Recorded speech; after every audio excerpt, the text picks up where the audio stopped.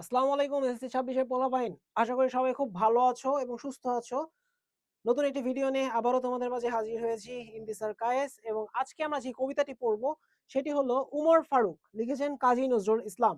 এই কবিতায় কাজী নজরুল ইসলাম হযরত ওমর রাদিয়াল্লাহু তাআলা আনহু যিনি ছিলেন ইসলামের দ্বিতীয় খলিফা তাকে বলতে পারো যে তিনি তাকে মিস করছেন বা তার ওই শাসনামলটাকে তিনি মিস করছেন এবং এই বিষয়ে এই কবিতাটা রচিত হয়েছে। তো চলো দেরি না করে শুরু করা যাক আজকের ভিডিও। তার আগে আমরা একটু সেট আপ করে নিই। আচ্ছা, শুরু করা যাক। প্রথমে আসি আমরা কাজী নজরুল ইসলাম সম্পর্কে একটু জেনে নেই। কাজী নজরুল ইসলাম 11ই জ্যৈষ্ঠ 1306 সালে অথবা 24শে মে 1899 সালে ভারতের পশ্চিমবঙ্গের বর্ধমান জেলার আসানসোল মহকুমা চুরুলিয়া গ্রামে জন্মগ্রহণ করেন এবং ছেলেবেলায় তিনি লেটার গানের দ্বারা যোগদান করেন। তার কর্মজীবন সাহিত্য চর্চা 1917 সালে তিনি সেনাবাহিনীর বাঙালি পল্টনে যোগদান করে করাচি যান, সেখানেই তার সাহিত্য জীবনের সূচনা ঘটে। তার লেখায় তিনি সামাজিক অবিচার পরাধীনতার বিরুদ্ধে সোচ্চার ছিলেন, এই জন্য তাকে বিদ্রোহী কবি বলা হয়। তাহলে কাজী নজরুল ইসলামকে আমরা কি বলতে পারি? কাজী নজরুল ইসলামকে আমরা বলতে পারি যে তিনি বিদ্রোহী কবি। কেন বলা হয়? কারণ তার লেখায় তিনি সামাজিক অবিচার এবং পরাধীনতার বিরুদ্ধে সোচ্চার ছিলেন। ওকে, তারপরে আসি। কাজী নজরুল ইসলাম কবিতা, উপন্যাস, প্রবন্ধ সকল শাখায় তার বিস্তৃতি রয়েছে। তিনি অসংখ্য কবিতা লিখছেন, উপন্যাস লিখছেন, নাটক লিখছেন, ছোট গল্প, প্রবন্ধ সব কিছুই লিখছেন। তবে দেখো একটা জিনিস, মাত্র 40 বছর বয়সে তিনি দুরারোগ্য ব্যাধিতে আক্রান্ত হয়ে বাকশক্তি হারিয়ে ফেলেন। অর্থাৎ 40 বছর না, এরও কম সময় তিনি লেখালেখি করছেন। তবে যেই পর্যন্ত লেখালেখি করছেন সেই সময় তিনি এমন কিছু লেখা আমাদেরকে উপহার দিয়ে গেছেন যেগুলো জগৎ বিখ্যাত ছিল।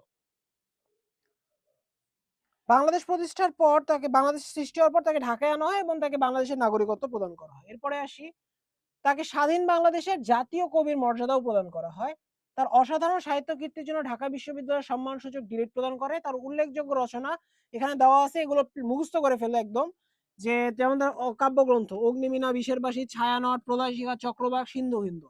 এরপরে যদি বলি ব্যথার দান, এটা হচ্ছে তার গল্প উপন্যাসের মধ্যে আছে। ব্যথার দান, রিক্তের বেদন, শিউলিমালা, মৃত্যু ক্ষুধা, এটা ক্ষুধা হবে, যুক্ত খ হবে, ক্ষুধা, কুহেলিকা ইত্যাদি। প্রবন্ধ গ্রন্থের মধ্যে আছে যুগবাণী, দুর্দিনের যাত্রী, রাজবন্দির, জবানবন্দি ইত্যাদি।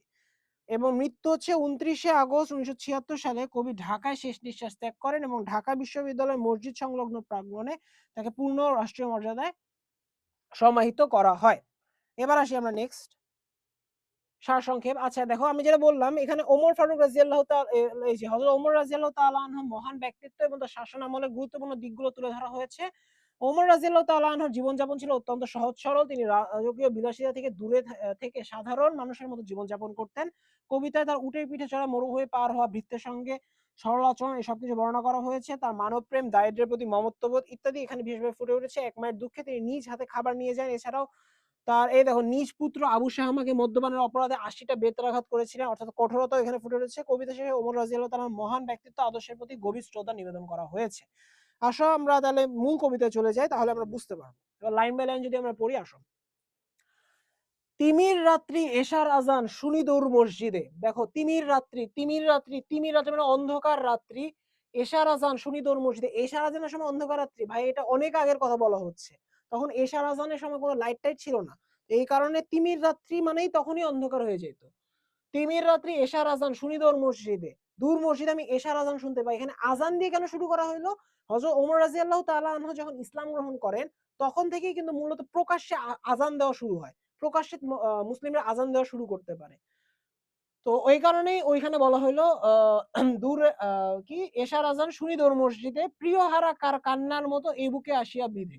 এই আজানটা কবির বুকে কার মতো? প্রিয় হারা কার কান্নার মতো। ধরো তোমার প্রিয়, খুব প্রিয়জন মারা গেছে, হ্যাঁ, কেউ হারায় গেছে, সেই সময় তোমার যে কান্না আসে সেই কান্নার মতো এই আজানটা এসে বিধছে। কেন? আমিরুল মুমিনিন হযরত ওমর রাদিয়াল্লাহু তাআলা আনহুকে বলা হতো আমিরুল মুমিনিন।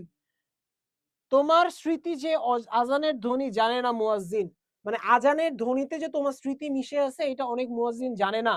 তকবীর শুনি শয্যা ছাড়িয়া চকিতে উঠিয়া বসি। তকবীর কোনটা? ওই যে আজানের শুরুতেই বলে না আল্লাহু আকবার, আল্লাহু আকবার, ওই যে তকবীর, ওই তকবীর শুনি আজানের শয্যা ছাড়িয়া চকিতে উঠিয়া বসি, মানে বিছানায় শুয়েছিলেন কবি, কবি এখন চকিতে বসলেন মানে বিছানায় বসলেন।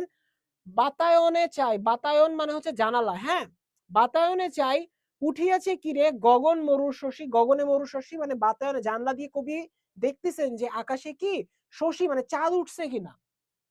ও আজান, ও কি পাপিয়ার ডাক। তাহলে আজানকে এখানে কিসের সাথে তুলনা করা হচ্ছে? এই যে আজান, আজানকে আমরা এখানে তুলনা করলাম কিসের সাথে? প্রথমে পাপিয়ার ডাক, এই যে পাপিয়ার ডাক। তারপরে তুলনা করলাম ও চকরির গান। আজানকে তাহলে তুলনা করা দুইটা জিনিসের সাথে, একটা হচ্ছে পাপিয়ার ডাক আর একটা হচ্ছে চকরির গান। এরপরে আমরা যদি দেখি মুয়াজ্জিনের কণ্ঠে ও কি তোমারই সে আহ্বান, মানে মুয়াজ্জিনের কণ্ঠে, যদি এই যে মুয়াজ্জিনের কণ্ঠে কবি বলছে মুয়াজ্জিনের কণ্ঠে ও কি তোমারই সে আহ্বান, তোমাকেই যেন সে ডাকছে এই কণ্ঠের মাধ্যমে। আবার লুটায়ে পড়ি মানে কবি আবার বিছানায় শুয়ে পড়েন। সেদিন গিয়াছে শিয়রের কাছে কহিছে কালের ঘড়ি, মানে কবি আবার শুয়ে পড়ছেন এবং চিন্তা করছেন সেদিন গত হয়েছে, মানে কোন দিন গত হয়েছে? হযরত ওমর রাদিয়াল্লাহু তাআলা আনহু যে শাসনকাল, ওই দিনটা গত হয়েছে উমর ফারুক, উমর হচ্ছে তার নাম এবং ফারুক হচ্ছে তার উপাধি। আখেরি নবীর ওগো দক্ষিণ বাহু, দক্ষিণ বাহু মানে হচ্ছে ডান হাত। আখেরি নবীর ডান হাত ওমর ফারুক রাদিয়াল্লাহু তাআলা আনহুকে মহানবী সাল্লাল্লাহু আলাইহি ওয়াসাল্লামের ডান হাত বলা হতো। এটাই বলা হলো উমর ফারুক আখেরি নবীর ওগো দক্ষিণ বাহু, আহ্বান নয় রূপ ধরে এসো গ্রাসে অন্ধতা রাহু। মানে কি তুমি তোমাকে আমি আহ্বান করছি না, বরং তুমি রূপ ধরে এসো, তোমার রূপে ফিরে এসো, আসো। কেন? কারণ বর্তমান যুগকে এই দেখো গ্রাসে অন্ধতা রাহু, রাহু মানে রাহু এটা খারাপ জিনিস, রাহু মানে কালো। হিন্দু পুরাণ অনুযায়ী রাহু কাল বলতে খারাপ সময়কে বোঝানো হয়, অর্থাৎ খারাপ একটা সময় এসেছে। এই কারণে কবি হযরত ওমর রাদিয়াল্লাহু তাআলা আনহুকে আসতে বলছেন, তাকে আহ্বান করছেন না, বরং তাকে রূপ ধরে আসতে বলছেন। ইসলাম রবি জ্যোতি তার আজ দিনে দিনে বিমলিন, সত্যের আলো নিভিয়া জ্বলিছে জোনাকির আলোকহীন। মানে সত্যের আলো, ইসলামের যে সত্যের আলো সেটা আস্তে আস্তে নিভে যাচ্ছে, তুমি আসো। শুধু আঙ্গুলি হেলনে শাসন করিতে এই জগতের, দিয়েছিলে ফেলি মোহাম্মদের চরণে যে শমশের। মানে মহানবী হযরত মুহাম্মদ সাল্লাল্লাহু আলাইহি ওয়াসাল্লামের চরণে হযরত ওমর রাদিয়াল্লাহু আনহু তার শমশের, শমশের মানে হচ্ছে তলোয়ারি অর্পণ করেছিলেন। কেমন ভাবে? মহানবী সাল্লাল্লাহু আলাইহি ওয়াসাল্লামে হযরত ওমর রাদিয়াল্লাহু তাআলা আনহুর স্ত্রী এবং কন্যা প্রথম ইসলাম ধর্ম গ্রহণ করেছিলেন। তখনও কিন্তু ওমর রাদিয়াল্লাহু তাআলা আনহু ইসলাম ধর্ম গ্রহণ করেননি। তো যখন তিনি আল কোরআনের সুমধুর ধ্বনি শুনেন তখন তিনি মুগ্ধ হন এবং ইসলাম ধর্ম গ্রহণ করেন। এবং যখন তিনি মহানবী ইসলাম ধর্ম গ্রহণ করেন তখন তার তরোয়ার, যে শমশের তরোয়ার ছিল সেটা মহানবী সাল্লাল্লাহু আলাইহি ওয়াসাল্লামের পায়ে অর্পণ করেছিলেন। এটাই বলা হইল। ফিরদৌস ছাড়ি, ফিরদৌস মানে কি? আমরা বলি না জান্নাতুল ফিরদৌস, এটা একটা জান্নাত, সবচেয়ে উৎকৃষ্ট জান্নাত। তো ফিরদৌস ছাড়ি মানে জান্নাত ছাড়ি, নেমে এসো তুমি সেই শমশের ধরি, আরেকবার লোহিত সাগরে লালে লাল হয়ে মরি। মানে তুমি হে শমশেরধারী মানে হে ওমর, তুমি জান্নাত থেকে নেমে আসো, আরেকবার লোহিত সাগরে লালে লাল হয়ে মরি। এই যে এই লাইনটা, লোহিত সাগরে লালে লাল হয়ে মরি, এই কথাটার অর্থ হচ্ছে আসো আমরা ইসলামের জন্য আরো একবার জীবন দিই, জীবনটাকে আরো একবার উৎসর্গ করি। তারপর কি? ইসলাম সে তো পরশ মানিক, তাকে কে পেয়েছে খুঁজি, পরশে তাহার সোনা হলো যারা তাদেরই মোরা বুঝি। এই লাইনটা দ্বারা কি বোঝানো হয়েছে? ইসলাম হলো পরশ মানিক, ইসলাম সত্য, ইসলাম পরশ মানিক। পরশ মানিক মানে হচ্ছে এটা সোনার সাথে তুলনা করা হয়েছে, এবং পরশে তা ইসলামের জন্য যারা শহীদ হলো তাদেরকেই আমরা বুঝি, তাদেরকেই আমরা স্মরণ করি। আজ বুঝি কেন বলিয়াছিলেন শেষ পয়গম্বর, মোর পরে যদি নবী হতো কেউ হতো সে এক ওমর। আজকে আমি বুঝি যে হযরত মুহাম্মদ সাল্লাল্লাহু আলাইহি ওয়াসাল্লাম মানে শেষ পয়গম্বর, মানে তো আমাদের শেষ নবী মহানবী সাল্লাল্লাহু আলাইহি ওয়াসাল্লাম। তিনি কেন বলেছেন যে আমার পরে যদি কেউ নবী হতো তাহলে সে হতো হযরত ওমর রাদিয়াল্লাহু তাআলা আনহু। এরপরে বলি, অর্ধ পৃথিবী করেছো শাসন ধুলোর তখতে বসি, খেজুর পাতার প্রাসাদে তোমার বারে বারে গেছে খুশি। আহ তো কি বললো এখানে দেখো, অর্ধ পৃথিবী শাসন করেছেন মানে হযরত ওমর রাদিয়াল্লাহু তাআলা আনহু ছিলেন অর্ধ পৃথিবী, অর্ধেক পৃথিবীর অর্ধেক জাহানের শাসনকর্তা। কিন্তু তার তখ্তে বসে কিসের বসে শাসন করেছেন? ধুলার তখ্তে বসে। তার যে প্রাসাদটা প্রাসাদ না, তার যে সিংহাসনটা ছিল সেটা ধুলোর তখ্তে বসে। তারপর বললো খেজুর পাতার প্রাসাদ তোমার বারে বারে গেছে খুশি, মানে খেজুর পাতার, তার প্রাসাদ তৈরিতে খেজুর পাতা ব্যবহার করেছে, মানে তিনি অর্ধেক জাহানের শাসনকর্তা কিন্তু খুবই সহজ সরল জীবনযাপন তিনি করতেন। এইটা এখানে বোঝানো হয়েছে যে খেজুর পাতা তার প্রাসাদে ব্যবহার করা হয়েছে, যেটা বারবার খসে পড়ছে। তারপরে বললো কি সাইমুম ঝড়, সাইমুম ঝড় মানে কি? সাইমুম ঝড় মানে হচ্ছে মরুভূমিতে কিন্তু দেখবা যে ধুলার অনেক সময় ঝড় হয়, এই ধরনের ঝড়গুলোকে বলা হয় সাইমুম ঝড়। তো কি বলা হলো, সাইমুম ঝড়ে পড়েছে কুটিয়ে তুমি পরনিক নুয়ে, ঊর্ধ্বের যারা পড়েছে তাহারা তুমি ছিলে খারাপ হয়ে। মানে হচ্ছে সাইমুম ঝড়ে তোমার খুঁটি, মানে মরুভূমির এই উত্তাল ঝড়ে তোমার খুঁটি, মানে তোমার বাসস্থান পড়ে গিয়ে, তোমার প্রাসাদ পড়ে গিয়েছে, কিন্তু তুমি কখনো মাথা নত করো নাই। অনেক রাজা, অনেক ঊর্ধ্বের মানুষজন মাথা নত করেছে অন্যায়ের সামনে, কিন্তু তুমি এই ভুঁইয়ে, মানে এই পৃথিবীতে খাড়া হয়ে দাঁড়িয়েছিলে, সোজা দাঁড়িয়েছিলে, সত্যের পথে তুমি অটল ছিলে। এরপর কি বললো? শত প্রলোভন বিলাস বাসনা ঐশ্বর্যের মদ, করেছে সালাম দূর হতে সব ছুঁইতে পারেনি পদ। মানে এই যে শত প্রলোভন বিলাস বাসনা ঐশ্বর্যের মদ, এগুলো কখনোই তোমার কাছে আসতে পারেনি, কখনো তোমাকে ছুঁতে পারে নাই। সবারে ঊর্ধ্বে তুলিয়া ধরিয়া তুমি ছিলে সব নিচে, বুকে কেবে বুকে করে সবে বেড়া করি পার, আপনি রহিলে পিছে। মানে হযরত ওমর রাদিয়াল্লাহু তাআলা আনহু অন্যান্য যারা মানুষ ছিলেন তাদের ভালোর কথা চিন্তা করতেন, তাদেরকে তিনি উপরে তুলে ধরতেন, যদিও তিনি নিচে থাকতেন কিন্তু অন্যদেরকে উপরে তুলে ধরতেন। এই জিনিসটা এখানে বোঝানো হয়েছে। অর্থাৎ পুরা প্যারাটার মধ্যে আমরা হযরত ওমর রাদিয়াল্লাহু তাআলা আনহুর যে মহত্ব, তার যে মহানুভবতা এবং তার সহজ সরল জীবনযাপন, এই জিনিসটা আমরা এখানে দেখতে পাচ্ছি। এরপরে আসি যদি হেরি পশ্চাতে চাহি, হেরি মানে ফিরি, মানে পিছন দিকে তাকিয়ে হেরি পশ্চাতে চাহি, তুমি চলিয়াছ রৌদ্র দগ্ধ দূর মরুপথ বাহি।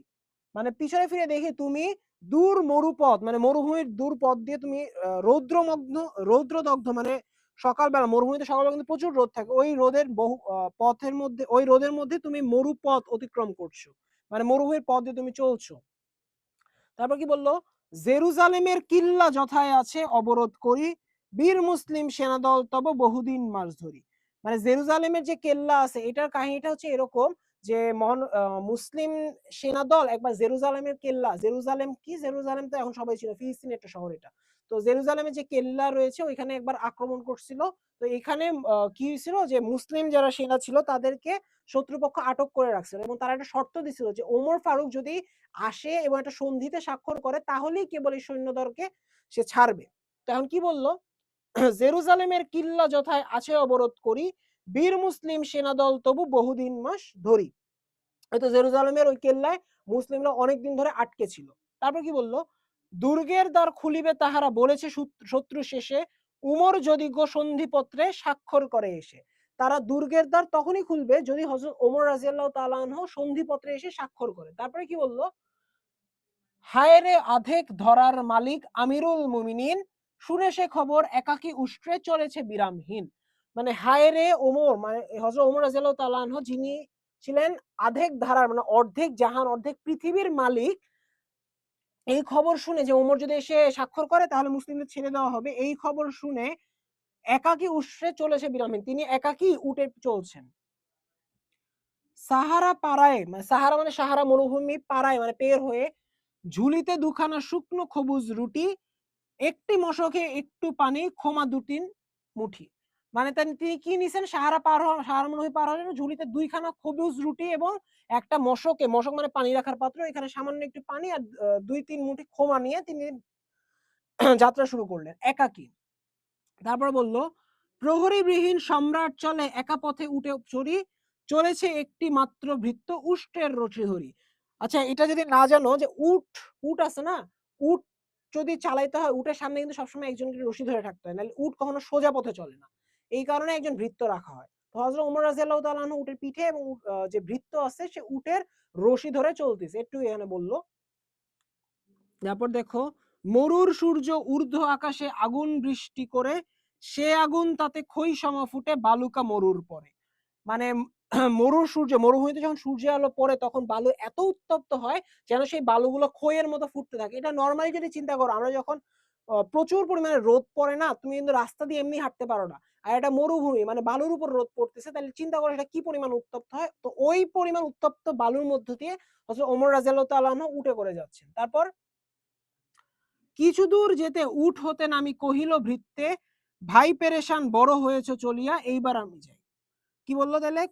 কিছু দূর যেতে উঠ হতেন আমি কহিলে ভৃত্যে ভাই, কহিলে ভৃত্যে ভাই, পেরেশান হয়ে পেরেশান বড় হয়েছ চলিয়া এইবার আমি যাই। মানে ওমর রাদিয়াল্লাহু তাআলা আনহু উটের পিঠ থেকে নেমে তার ভৃত্যকে বলছে, ভাই তুমি অনেকক্ষণ হাঁটছো, অনেক পেরেশান হয়েছে, অনেক কষ্ট করছো, এবার আমি চালাই, তুমি বসো। উষ্টের রশি ধরিয়া অগ্রে তুমি উঠে বসো উটে, তপ্ত বালুতে চলি যে চরণে রক্ত উঠেছে ফুটে। মানে আমি এবার উটের রশি ধরে আগাই, আর তুমি, মানে ভৃত্যকে তিনি বলতেছেন যে তুমি উটের পিঠে উঠে বসো, কারণ অনেকক্ষণ তুমি চালাইছো, তোমার এই যে গরম মরুভূমিতে ছিল, তোমার রক্ত কি বলছে, এই দেখো যে চরণে রক্ত উঠেছে, তোমার পায়ে প্রচন্ড পায়ে ব্যথা করতেছে বা পায়ে কষ্ট হচ্ছে তোমার, এই কথাটা এখানে বোঝানো হয়েছে। অর্থাৎ দেখো তিনি কিন্তু অর্ধেক জাহানের শাসনকর্তা, অথচ তিনি ভৃত্যের সাথে কিরকম আচরণ করতেছেন, আমরা আমাদের অধীনস্থদের সাথে কিরকম আচরণ করি, শুধু চিন্তা করো। এরপরে আসো, ভৃত্যদস্ত চুমি কাঁদিয়া কহিল উমর কেমনে এ আদেশ করো তুমি। মানে ভৃত্য দস্তচুমি, মানে ভৃত্য পায়ে ধরে উমরের কাছে এখন ইয়া করতেছে, কাঁদিয়া বলতেছে, উমরকে বলতেছে যে উমর, মানে ওমর রাদিয়াল্লাহু তাআলা, আপনি আমাকে কেমন ভাবে এই আদেশটা করেন। উষ্ট্রের পিঠে আরাম করিয়া গোলাম রহিবে বসি, আর হেঁটে যাবে খলিফা উমর ধরিসে উটের রশি। মানে উটের পিঠে গোলাম বসে রইবে, আর হযরত ওমর মানে যে অর্ধেক জাহানের শাসনকর্তা, তিনি এই উটের রশি ধরে যাবেন। খলিফা হাসিয়া বলে, তুমি জিতে গিয়ে বড় হতে চাও ভাইরে এমনই ছলে। রোজ কিয়ামতে আল্লাহ যেদিন কহিবে উমর ওরে, করেনি খলিফা মুসলিম যাহা তোর সুখ তোরে তোরে। মানে কথাটার অর্থ এখানে এই পুরোটা দ্বারা বোঝানো হচ্ছে যে ওমর হাসিয়া বলতেছে যে তুমি কি এই ছলনায় আমার সাথে জিতে যেতে চাও? কিয়ামতের দিন আল্লাহ তো আমাকে জিজ্ঞাসা করবে যে আমি তো তোমাকে শাসন করতে এই জন্য করি নাই যে তুমি যেন নিজের সুখ নিতে পারো। এই কথাটাই এই ৪টা লাইনে বলা হয়েছে। অর্থাৎ হযরত ওমর রাদিয়াল্লাহু তাআলা আনহু কিয়ামতে যে আল্লাহর সামনে তাকে দাঁড়াইতে হবে এই ভয়টাও তার মধ্যে ছিল। অর্থাৎ তিনি আল্লাহ ভীরুও ছিলেন। এই জিনিসটা এখানে বোঝানো হলো। তারপর দেখো, উমর ফারুক কি দিব জবাব, কি করিয়া মুখ দেখাবো রসুলে ভাই, আমি তোমাদের প্রতিনিধি শুধু মোর অধিকার নাই। আমি ভাই তোমাদের, আমি কিভাবে রাসূল সাল্লাল্লাহু আলাইহি সাল্লামের সামনে মুখ দেখাবো, আল্লাহর সামনে মুখ দেখাবো, আমি তো কেবল তোমাদের প্রতিনিধি, আমার তো এই সুখের কোনো অধিকার নাই। তারপর বলো, আরাম সুখের মানুষ হইয়া নিতে মানুষের সেবা, ইসলাম বলে সকলে সমান, কে বড় ক্ষুদ্র কে বা। তো এটা বললো যে আরাম সুখের অধিকার তো আমার নাই, মানুষ হইয়া মানুষের সেবা নেওয়ার অধিকার তো আমার নাই। ইসলাম বলে সকলে সমান, ইসলামের চোখে সকলে সমান, এখানে কেউ বড় না কেউ ছোট না। তারপরে দেখো কি বলে, ভৃত্য চলিল উটের পৃষ্ঠে উমর ধরিল রশি। ভৃত্য যে ছিল সে উটের পৃষ্ঠে উটের পিঠে উঠলো, আর উমর রাদিয়াল্লাহু তাআলা রশি ধরলেন। মানুষের স্বর্গে তুলিয়া ধরিয়া ধুলায় নামিল শশী। মানে এখানে হযরত ওমর রাদিয়াল্লাহু তাআলা আনহুকে দেখছো শশীর সাথে তুলনা করা হয়েছে বা চাঁদের সাথে তুলনা করা হয়েছে।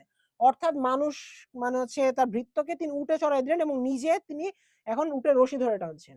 জানি না সেদিন আকাশে পুষ্প বৃষ্টি হইল কিনা, কি গান গাহিল মানুষে সেদিন বন্দি বিশ্ব বিনা।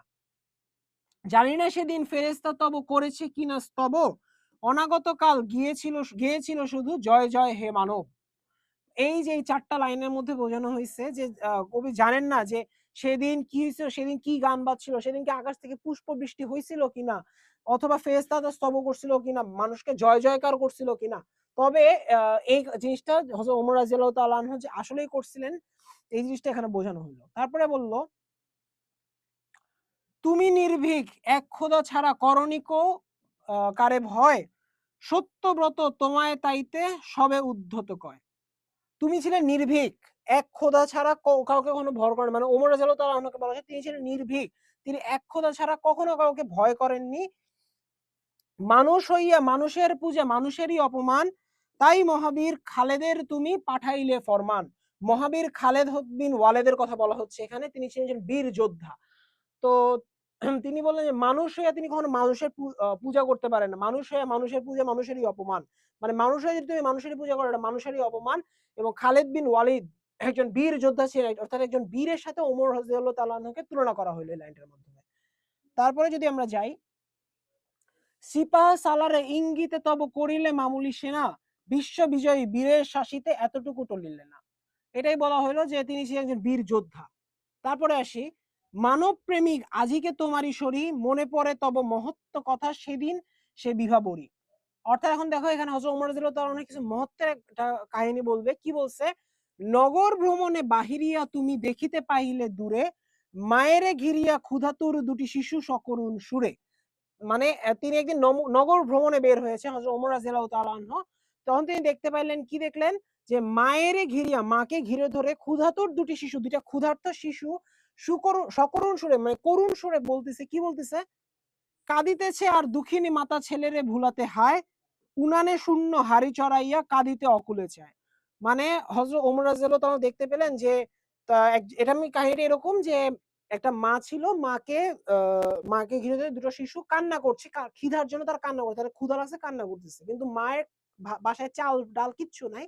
তো মা কি করছেন, উনুনে মানে হচ্ছে চুলায় একটা শূন্য হাঁড়ি দিছেন এবং সেখানে সেটার মাধ্যমে সে শিশুদের সান্ত্বনা দিচ্ছে যে হ্যাঁ ওই যে রান্না হচ্ছে এরকম। শুনিয়া সকল কাঁদিতে কাঁদিতে ছুটে গেল মদিনাতে, বায়তুল মাল হইতে লইয়া ঘৃত আটা নিজ হাতে। মানে এই জিনিসটা দেখার পর হযরত ওমর রাদিয়াল্লাহু এতটা ব্যথিত হইলেন যে তিনি কাঁদতে কাঁদতে মদিনাতে গেলেন এবং বায়তুল মাল বলতে বোঝানো হয়ে থাকে যেখানে এই যে তোমার খাদ্য বা মালামাল মজুত করে রাখা হয় ওইখান হইতে ঘৃত আটা মানে ঘি আটা ময়দা এগুলা যেগুলা আছে সেগুলা নিজ হাতে বের করলেন। বের করে কি করলেন, বলিলে এসব চাপাইয়া দাও আমার পিঠের পরে, আমি লয়ে যাব বহিয়া এসব দুঃখিনী মায়ের ঘরে। মানে হযরত ওমর রাদিয়াল্লাহু তাআলা আনহু তার যে লোকজন ছিলেন তাদেরকে বললেন এগুলো আমার পিঠে চাপায়া দাও, আমি এগুলো ওই দুঃখিনী মায়ের ঘরে নিয়ে যাব। তিনি কিন্তু অর্ধেক জাহানের শাসনকর্তা, অথচ তিনি দেখছো তার ইয়াটা যে তিনি নিজে এই জিনিসগুলো বয়ে নিয়ে যাচ্ছেন, কারণ এটা তার দায়িত্ব ছিল। কত লোক আসি আপনি চাহিল বহিতে তোমার বোঝা, বলিলে বন্ধু আমার এ ভার আমিই বহিব সোজা। এটা আমার ভার, এটা আমার দায়িত্ব। আমি এই অর্ধক জাহানের শাসনকর্তা, আমার উপর দায়িত্ব ছিল যাতে প্রত্যেকটা মানুষের বাসায় খাবার যায়, কিন্তু এই দায়িত্ব আমি পালন করতে পারি নাই, এই কারণে এটা আমাকে এখন নিয়ে যেতে হবে, এটা আমার দায়িত্ব। রোজ কিয়ামতে কে বাহিবে বলো আমার পাপের ভার, মম অপরাধে ক্ষুধায় শিশুরা কাঁদিতেছে আজি তার। আজকে আমার অপরাধে ওই মায়ের শিশুরা কাঁদছে, এই আমার এই যে এই দোষ এই পাপের ভারটা কিয়ামতে কে বইবে। প্রায়শ্চিত্ত করির আপনি চলিলে নিশীথ রাতে, পৃষ্ঠে বহিয়া খাদ্যের বোঝা দুঃখিনীর আঙিনাতে। মানে তুমি রাতের বেলায় এই যে বোঝা নিয়ে দুঃখীর আঙিনাতে গেলে। এত যে কোমল প্রাণ করুণার বশে তবু গো ন্যায়ের করণিক অপমান।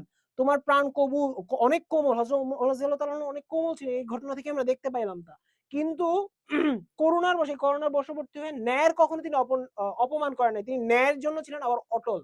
তাহলে এখানে আরেকটা কাহিনী আমরা দেখব, কি বলল, মদ্যপানের অপরাধে প্রিয় পুত্রের নিজ করে, মেরেছ দোররা মরেছে পুত্র তোমারও চোখের পরে। মানে এটা হচ্ছে, আচ্ছা আরো দুইটা লাইন পড়ে যায় একবারে বুঝবা। ক্ষমা চাহিয়াছে পুত্র বলেছে পাষাণে বক্ষ ব্যাধি, অপরাধ করে তরিমত স্বরে কাঁদিয়াছে অপরাধী।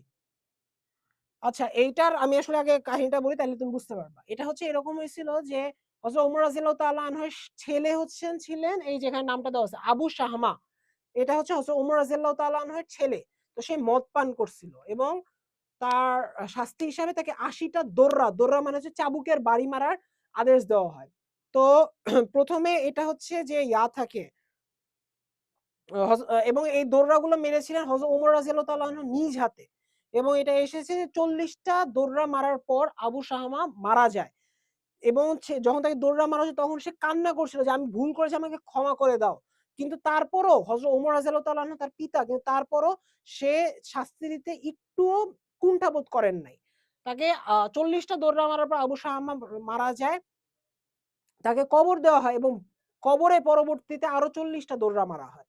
তো এটা ছিল যে হযরত ওমর রাদিয়াল্লাহু তাআলা ন্যায় প্রতিষ্ঠা বা তার যে শাসন, তিনি কোমল ছিলেন কিন্তু ন্যায়ের ব্যাপারে তিনি ছিলেন অটল। এই জিনিসটা এখানে বোঝানো হয়। দেখো মদ্যপানের অপরাধে প্রিয় পুত্রের নিজ করে মেরেছে দোররা, মেরেছে মানে চাবুকের বাড়ি, মরেছে পুত্র মারা গেছে তোমার চোখে, তোমার চোখের সামনে তোমার পুত্র মারা গেছে।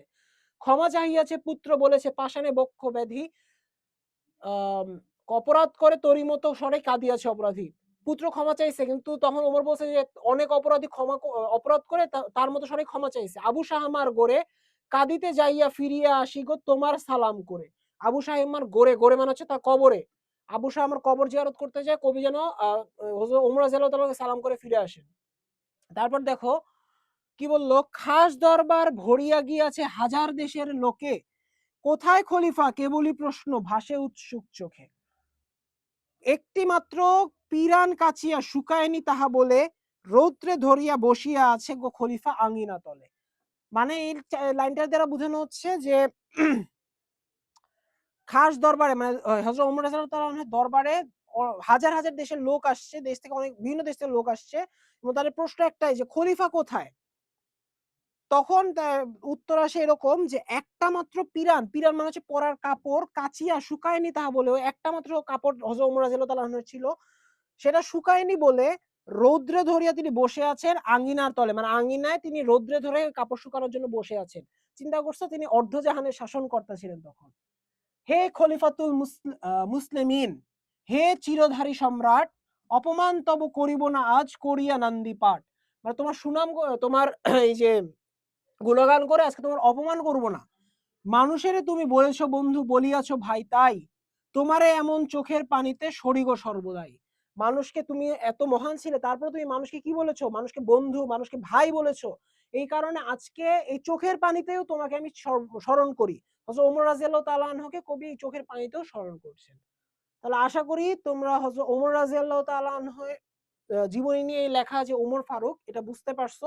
শুধু বুঝলেই হবে না, এটা যেহেতু বুঝছো পরীক্ষার খাতার জন্যই বুঝো না, বরং হযরত ওমর রাদিয়াল্লাহু তাআলা আনহুর যে জীবনের শিক্ষা এটা নিজের জীবনেও এপ্লাই করো। সবসময় মহৎ হওয়ার চেষ্টা করো, সৎ থাকার চেষ্টা করো, কোমল হও, কিন্তু অন্যের কাছে কখনো মাথা নত করো না। তাহলে আজকে এই পর্যন্তই। ইনশাআল্লাহ এটা সৃজনশীল নিয়ে খুব শীঘ্রই তোমাদের সাথে হাজির হব। সে পর্যন্ত ভালো থাকো, সুস্থ থাকো। আসসালামু আলাইকুম।